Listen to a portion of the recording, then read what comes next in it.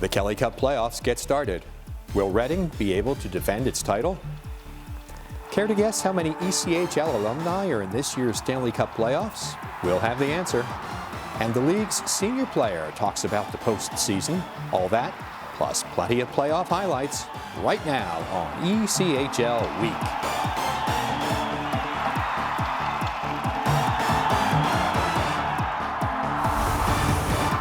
Welcome to ECHL Week and the start of the 2014 Kelly Cup playoffs. The Reading Royals, last year's champions, are attempting to become the first team to defend their Cup title. But their first hurdle is a challenging one, the Fort Wayne Komets. Let's see how this series gets started. Here are Mark Thompson and Pat Richards to call the action for us on the Royals Broadcast Network. Off to Josh Britton through the neutral zone, ahead to Wiles, speeding left wing side. Right-handed shot, taken out, send out front, score! Josh Britton fills the gap, drills it high glove side, and Reading's on top by a score of 1-0. Josh Britton just drove the center of the rink, and when that rebound kicked right up the slot, he was there to rip it high over the left shoulder of the goaltender Meisner. Off a body, settled by Marvin Degon. Cross-ice pass for Crothers. Up high to Tchaikovsky. Down low to Center. Shot by Center. Rejected to Campanelli. A cross-ice pass to Wiles into the offensive zone. Cutting to the middle. Knocked off the puck. Trying to keep it alive. Sean Wiles picked off by Aaron Clark, who clears. That last clear, Mark, all five Royals went to the bench. The puck went into the Royals' defensive zone. Anderson was basically all alone until Matt Campanelli realized that. And now this Fort Wayne steals and get a shorthanded goal in the Royals' defensive zone to tie the game at 1. They got what they deserved. Very sloppy. 4 players below the goal line, and that's exactly what happened. Just shoveled out in front. There was no Royal there. To Cox. Back to Degon, to Banwell. Up ice to Ethan Cox, trying to power his way in the offensive zone. Double team there. Aaron Clark ends up with the park for the Fort Wayne Komets. Up into the neutral zone. Banwell takes it back. All over his back is Zidlowski. Zidlowski in the offensive zone, trying to make a move. Takes a shot and scores. With 8.1 seconds remaining in regulation time, the Royals are not going to be happy about this. Banwell was tackled in the defensive zone, and Zidlowski steals the puck in the left circle and drills it up over the catching glove of Brandon Anderson. The Royals are going to come over and talk with the referee, Andrew Wilk, about this. Wilk is going to get an earful from Reading as Banwell was hauled down. This hand was off the stick of Zidlowski. He took Banwell down, ended up with the puck in the left circle, and ended up firing over top of the goaltender Brandon Anderson.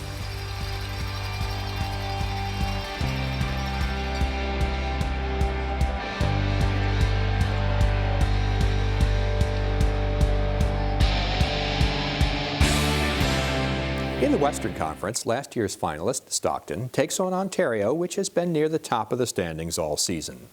Because of building availability issues, the Thunder, despite being a lower seed, gets to open the series at home. Let's see how they fare.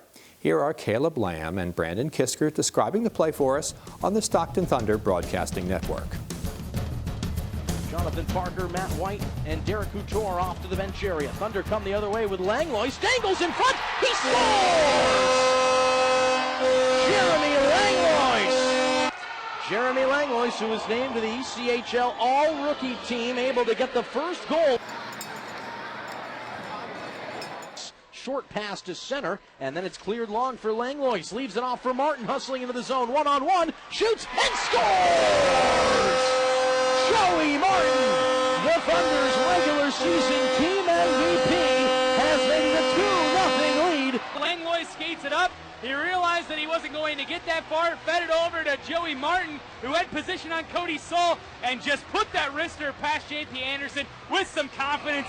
Stretch pass for Couture, offside is whistled. He took the shot afterwards anyways, and the Thunder don't like that.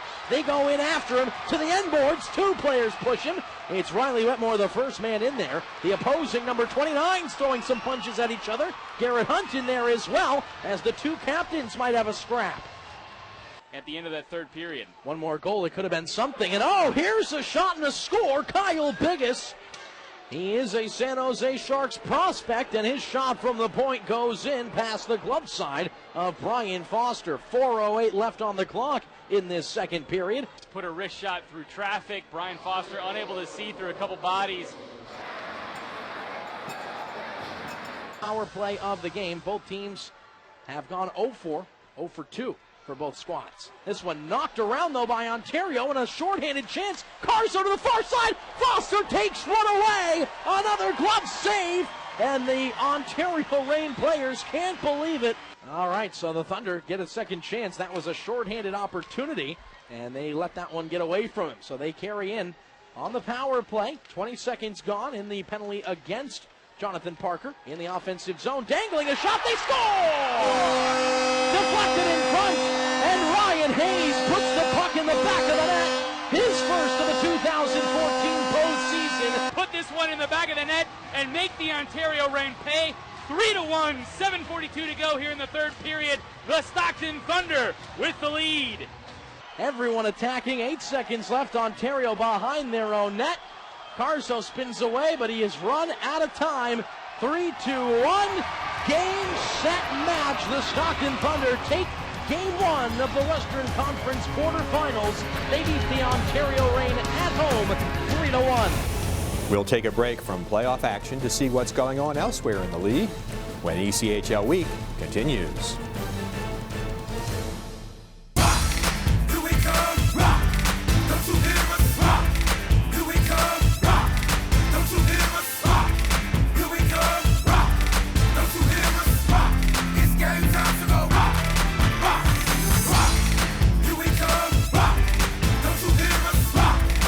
Stars shine in Orlando in January of 2015 when the Solar Bears take on the ECHL All-Stars at the Amway Center, presented by Visit Orlando. Visit OrlandoSolarBearsHockey.com for more information.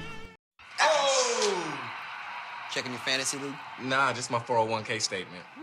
Nice. Where'd you find the money for that? I just been saving a little every month. I can't seem to save anything. Well, what about all this? What about the money you're spending? What money? It's gone before I can get my hands on it. I got a pizza for a Todd. Hey, can somebody spot me? When it comes to financial stability, don't get left behind. It's 547. Get tools and tips for saving at feedthepig.org. Are you paying too much with your current payroll company? Are you concerned about how Obamacare could affect your business? If you're interested in a better, more cost-effective solution, Einstein HR is the answer. No more stressing out about Obamacare and the new regulations. No more worrying about being in compliance. No more overpriced payroll services. Let Einstein HR get you back to the business of doing business instead of spending needless hours and frustration taking care of details that add nothing to your bottom line. We provide a first-class payroll and HR services with superior customer service. Call Einstein HR today.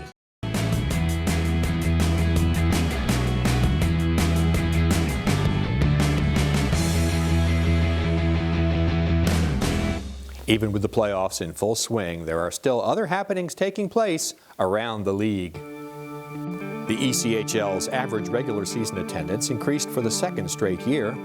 The average crowd throughout the league for 2013-14 was 4,706, 11 more per game than the previous year.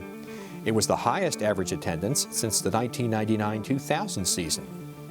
Ontario led the league for the fourth time in the last 5 years with an average crowd of 8,158, a team record. The Reign sold out 9 games, and their total attendance figure of over 293,000 was the 8th highest in league history and the most since 1999. Cincinnati posted the largest crowd of the season, over 13,000. The Stockton Thunder has announced that the franchise, its parent company, and the city of Stockton have reached an agreement on the amendment of their lease agreement. The city of Stockton has been renegotiating leases with many of its partners as part of its plan of adjustment. City Council approved the tentative agreement between the city and the Thunder needed for the city's bankruptcy plan. The Elmira Jackals have entered into an agreement to become the ECHL affiliate of the Buffalo Sabres, effective immediately. Proper development is essential in maintaining a competitive roster at the NHL level, said Sabres General Manager Tim Murray. Having Elmira as an additional source to develop our young talent will certainly help our entire organization going forward.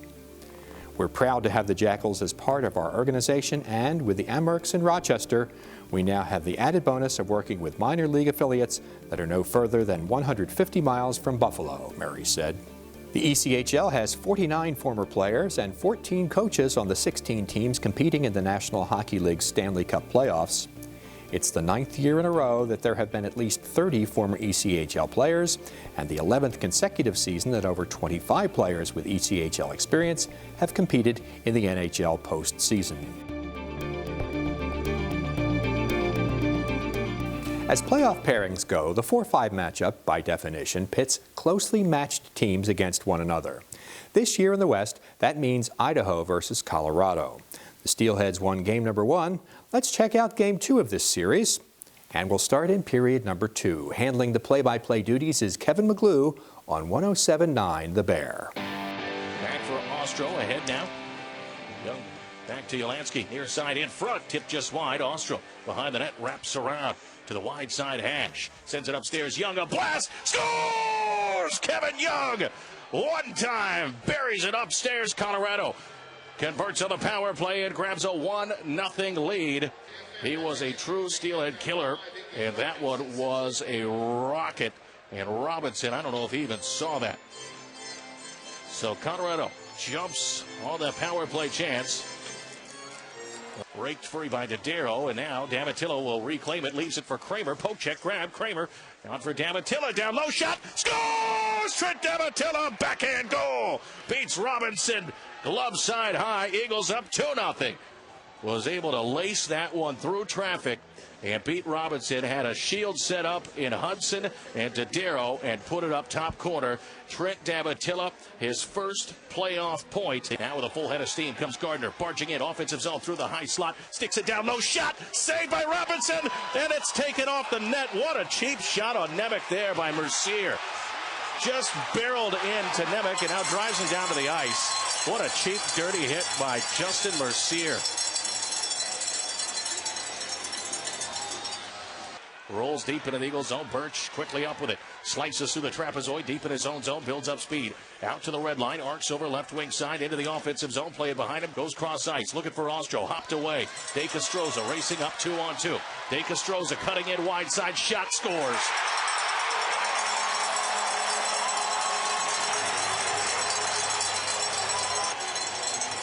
So Ostro was too far behind him, and it just caromed right on the stick of De Castroza, who now has 3 goals the last 2 games against the Eagles. Scored both of Idaho's goals last night. Scores one here tonight. Beat Dustin Butler.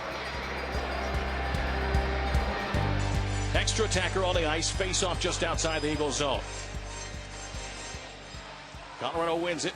Nemec wires it off the glass. It's going to roll towards the net. Into the net. Colorado's going to win it. Oh, what English on that shot from Mark Nemec, who clinches this one for Colorado as they grab a 3-1 lead and home ice advantage in this series. They'll tie it at 1. They're rewarded for their hard work tonight. Joe Ernst stops by to answer a question, and more playoff action next on ECHL Week.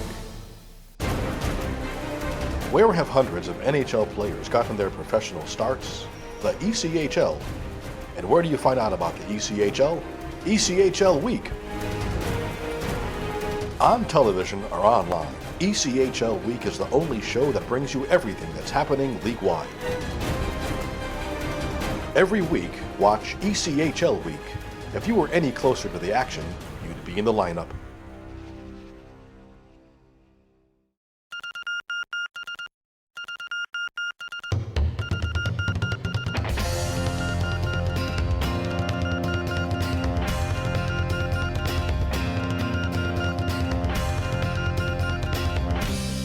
I say, hey, it's just an ordinary day, and it's on your state of mind. 'Cause I've got a smile on my face, and I've got 4 walls around me.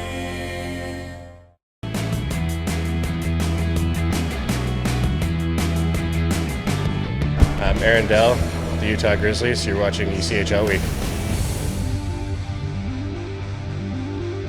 Today's question for Joe has to do with officials and fans. Joe, how much do referees and linesmen hear of what's going on in the stands in terms of yelling or criticism? Or more importantly, how long does it take till you get to the point where you can just tune that out? Some of the new buildings, because they're so big, you hear some of it. The old buildings in the old days, like we're here in Toledo where the old sports arena was probably the best, because we had, I worked a lot of hockey games there where you would hear them, and you could give the old comment back to them and everything else because the glass was so low, and you almost build a relationship with some of them that were at every game and everything. But you hear some stuff maybe, if it gets a little personal, it might irk you a little bit, but it's all part. I guess as soon as you put that black and white stripe on, whatever you do, you're gonna hear it, no matter if it's a good call or a bad call. You're gonna hear something. And following up on that, do officials have any fans? Does anybody really, not necessarily root for them, but support them and not say that they hate them because they're making calls against their team? Maybe their family likes them. Maybe the player that just got a penalty called for his team will like him. But it's officials in every sport. We're the necessary evil, shall we say? So no home games. No crowd cheering for you and anything else. But you stay in the game and you're part of the game, and you have probably the best seat in the house when you're on the ice as an official. And it would be tough to play the game without them. Oh, yeah. Some people think you can, but I guess that's their own opinion as well. That's today's question and answer with Joe Ernst, Vice President of Hockey Operations for the ECHL. Would you like Joe to answer one of your questions? Send us an email and we'll pose it to him as time permits. Send your question to ECHLweek@ECHL.com. We just saw the 4-5 clash in the West. Now it's time for the East. Number 4, Orlando, is playing its first ever ECHL playoff match. Cincinnati is the opponent. The announcer is Bill Schaefer on the iHeart Solar Bears radio network. Keep the play alive. Megan has the puck behind his own net and starts out for Cincinnati. Moves around one man to center, dangerously into the zone. Another move around, and oh boy, that puck dangerously right out in front, and they score. The referee says, yeah, there was a scramble right in front of the Solar Bear net. How in the world did that go in?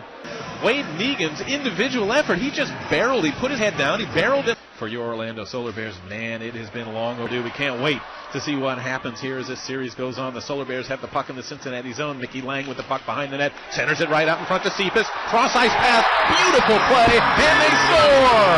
Taylor Matson did it all. How about that? All three forwards touched the puck. A beautiful setup by Mickey Lang. He got the puck over immediately to Jacob Cephas, east-west, right across the ice. And he fired one just outside the blue paint. They're on the cycle, deep in the zone, still trying to keep it in. Maggie Murovich falls. Solar Bears still hold it in. How do they do it? Trying to make an offensive rush out of this. Dropping it back now. Over to McLeod. He shoots. He scores! Back the other way. Another nice move, but a good shoulder there by Kessel. Puck comes out in front now. Good hit on both sides. The Orlando Solar Bear defense trying to shore things up in front and let Cincinnati, they are not welcome. Now we have everybody pushing and shoving behind the Solar Bear net. Players are falling down. They're all piled up behind the net. Everybody's in there swinging. Punches are being thrown. Nobody wants to drop the gloves, though, because they don't want to put their team in a short-handed situation. Face washes left and right. Ian Slater's in there. The helmet has come off of number 21, Connor Goggin. Two players go down. The Solar Bear ends up on top. Can't even tell who's on top. It's Tyler Murovich. Mador there sets it up for his team, and they come charging back into the Orlando end. It goes behind the Solar net, picked up by Corey Finog. He's met there by two forecheckers. They work the puck, Cincinnati does, trying to center it out front. On the backhand, he scores! Wade Megan was alone in front. Made a great move on Claremont, who had no chance. Job there by Ian Slater again. Slater picks up the puck behind his own goal. Orlando trying to get that puck out of their end. Cincinnati throwing up the physical presence a little bit. Shot across the blue line to the point. Shot home when he scores. I don't know if that got tipped in front. Puck is dropped. Cyclones win the draw. They're content now to run that clock now. They get it as far as the blue line. Now they work it in, though, on a bit of a break. Getting the puck across. Shot. Big save. Rebound. They score. What a dagger in the heart that was. Trevor Lewis. Solar Bears were stacked up at the blue line, and what happened was they knocked the puck down, but it snuck in behind them. It was an odd play, and picking it up was Trevor Lewis. Another Eastern playoff series is off to a terrific start. That's still to come on ECHL Week.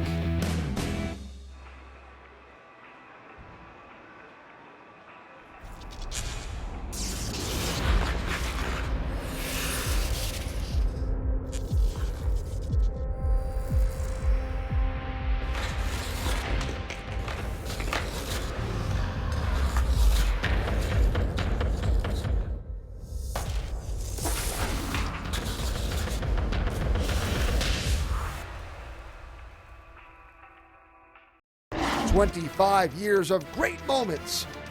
More than 500 players graduated to the NHL. Don't miss the next time hockey history is made. Watch all ECHL games on AmericaOneSports.com. Live or on demand. At home or on your mobile device, log in at AmericaOneSports.com to check out your favorite team. The official broadband broadcaster of ECHL is AmericaOneSports.com.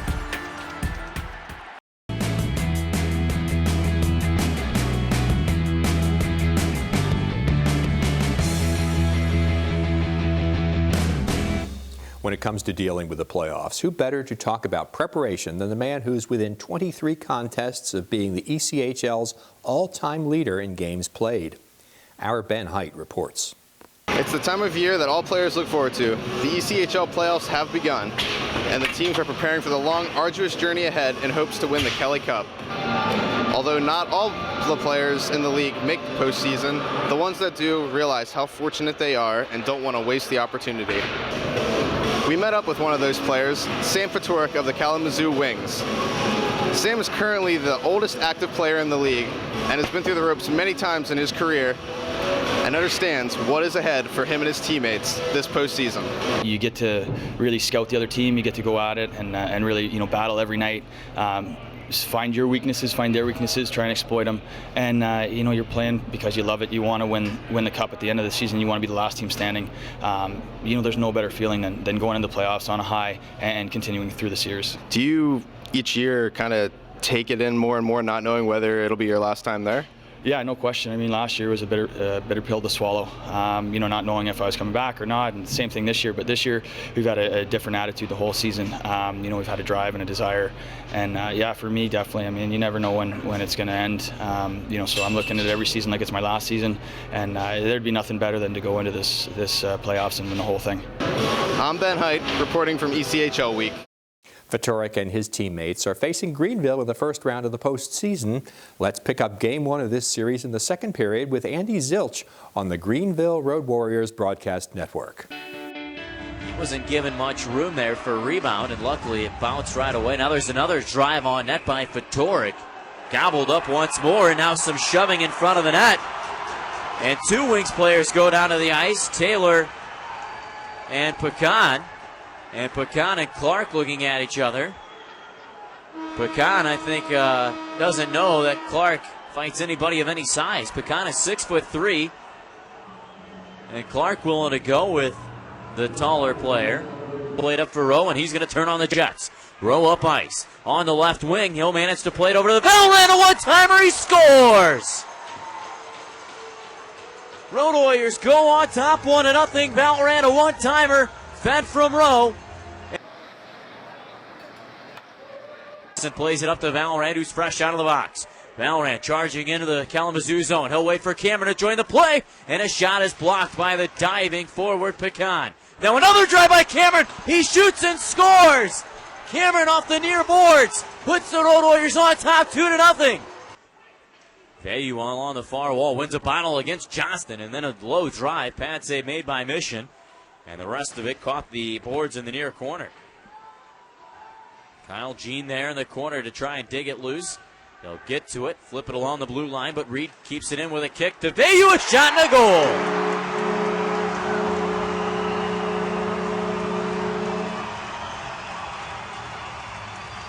Vayu's been all over the place for Kalamazoo on that shift. You knew one was coming. We'll have a face-off outside the Road Warriors zone. If the Road Warriors win the face-off, they'll pretty much win the game. Kyle G taking the face-off. He wins it forward to Rowe. 4 seconds left. Rowe carries it up through center. Broken up, and that'll do it for this one. The Road Warriors win Game 1 against the Kalamazoo Wings. And there's a scrum at center ice between several players. And the linesman and referee quickly in to separate, and the Road Warriors will go back to congratulate Jason Mission, standing very strong in net in that third period. Man, he was ridiculously good, as well as the Road Warriors defense in that third to hold strong. 36 shots apiece for each team. The Road Warriors win 2-1.